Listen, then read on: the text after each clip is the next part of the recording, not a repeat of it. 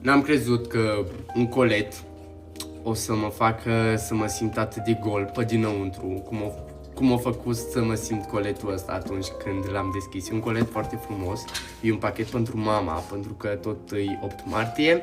Cei de la L'Oreal mi-au trimis pachetul ăsta să-l dau mamei, sau mă rog, să-l trimit. Și eu nu pot să-l trimit, nici nu pot să-l dau personal, pentru că eu și mama nu prea vorbim de o perioadă destul de lungă. Am încercat să mai iau legătura cu ea, dar mi-o dat bloc. Na, toate la timpul lor, o să-i dau spațiu și timpul necesar pentru...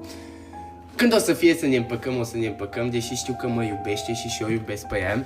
Vreau să deschid pachetul ăsta cu voi și să vă arăt cumva ce m-a sensibilizat foarte tare.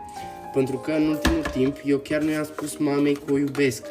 Că nu am prea avut ocazia, am fost foarte... Eu acum fac tranziția cu viața de adult pe care o am și e destul de greu să te împarți, dar în același timp e și bucuros că fac chestia asta. Am primit 2 creme pentru mama, tipic mamelor, dar nu numai, și brățara asta pe care scrie pentru că meriți și pe versul scrie te iubesc mami. Și cu ocazia asta vreau să-i spun mamei că o iubesc, că mi-e dor de ea, să mă scoată de la bloc. Și ce să zic, hai să ne împăcăm, că ar fi cazul, nu crezi?